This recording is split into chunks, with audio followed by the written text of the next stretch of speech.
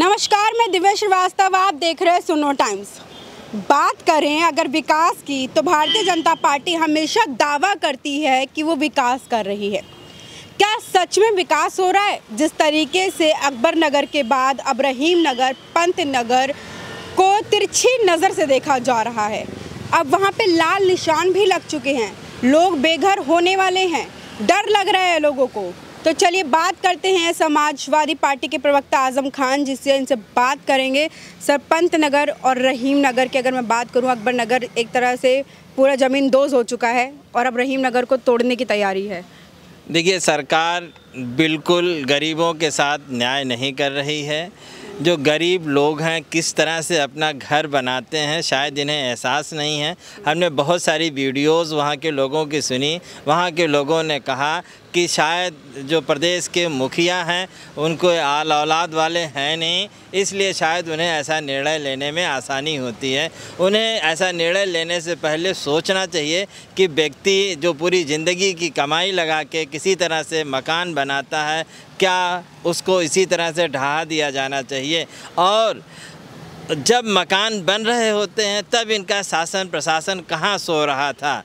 आखिर उस टाइम नगर निगम कहाँ था, इलेक्ट्रिसिटी डिपार्टमेंट कहाँ था?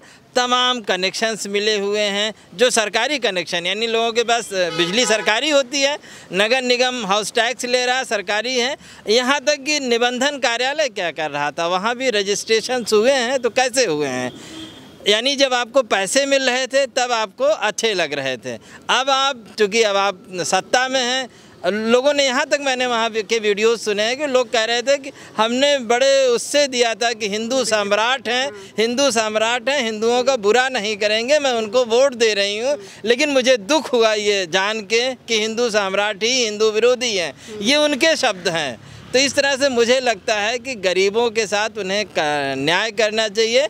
किसी तरह का कोई एक्सटेंशन होता है तो परिस्थितियों के हिसाब से करना चाहिए। परिस्थितियां अगर 10-20 मीटर की कह रही हैं तो 10-20 मीटर का एक्सटेंशन कर लीजिए। कोई ज़रूरी नहीं है कि वहाँ 6 लेन, 4 लेन और 8 लेन ही बनाया जाए। नहीं, बात ये भी है कि रिवर फ्रंट कुकरैल पहले एक समय पे नाला हुआ करता था, जिसको इन्होंने नदी कर दिया, जबरदस्ती उसको कुकरैल नदी कर दिया गया। शुरू से वो नाला था। और जो अगर बात करी जाए चलो अकबर नगर की, तो वहाँ पे शायद आधे ज़्यादा घर अवैध हों, मैं इस बारे में इतना नहीं। लेकिन अगर मैं बात करूँ पंत नगर की, रहीम नगर की, वहाँ पे आधे से ज़्यादा लोगों के पास दस्तावेज है, जिसमें रजिस्ट्री के कागजात है, जिसमें वो हाउस टैक्स देते हैं, जिसमें नगर निगम के सारे पेपर्स हैं उनके पास, जिसमें वो बता सकते हैं कि हाँ उनका घर सही है। वो लोग खुद ये बात कह रहे हैं कि अगर आप हमें अवैध साबित कर दे तो मेरा घर आके तोड़ दीजिए, मेरा घर और मेरा गेट आपके लिए खुला है। लेकिन तब भी नहीं समझ में आ रहा है आखिर क्यों उन लोगों का घर तोड़कर इतने बड़े बड़े घर बनाकर उनको 2 कमरों की 4 दीवारी के अंदर बंद करना चाहती है सरकार। वही तो कह रहे हैं ना, सरकार गरीबों के बिल्कुल खिलाफ है। और जो बड़े मुश्किल से, वहाँ जो परिवार है उसने बड़े मुश्किल से पूरी अपनी पूंजी लगा के घर बनाया है। और घर बना रहा था तो आपने नगर निगम ने वसूली करी, श्रम विभाग ने वसूली करी, बिजली विभाग ने वसूली करी, रजिस्ट्री विभाग ने वसूली करी, सब ने वसूली कर लिया। अब सब लोग कह रहे हैं कि आप खाली कर दीजिए। तो उसका मुआवजा कौन देगा और उसका जिम्मेदार कौन है? ये सरकार को पहले तय करना चाहिए। पहले जो लोग जिम्मेदार हैं और जो उनका नुकसान हो रहा है, जिनसे जितनी संपत्ति ली जा रही है उतनी संपत्ति दी जानी चाहिए। अगर आपको एक्सटेंशन बहुत आवश्यक है तो पहली बार तो एक्सटेंशन वहाँ इतना आवश्यक है नहीं। ऑलरेडी सड़क जो है बनी हुई है, वो अपने आप में उस पर भी ट्रैफिक अभी भी कम है, तो इसलिए वहाँ कोई आवश्यकता नहीं है कि इस तरह का एक्सटेंशन किया जाए। और बाकी अभी नाला भी 40-50 मीटर खाली है। जितना सौंदर्यीकरण करना है उतना आप करिए और गरीबों को परेशान नहीं करिए। वैसे भी आपके बुरे दिन शुरू हो गए हैं भाजपाइयों के, और लगता है कि वो इन लोगों की आहें इनके बुरे दिन के लिए और जिम्मेदार हैं। अच्छा, अभी आने वाले समय में उपचुनाव आने वाला है। अभी फिलहाल रिजल्ट उत्तराखंड से भी आ चुका है। बद्रीनाथ से कांग्रेस आगे 5240 वोटें हैं, जिनसे बद्रीनाथ में कांग्रेस जीती है। भारतीय जनता पार्टी हार गई। लोकसभा में जीतने के बाद अब उनको हार का स्वाद चखने को मिला। क्या कहेंगे?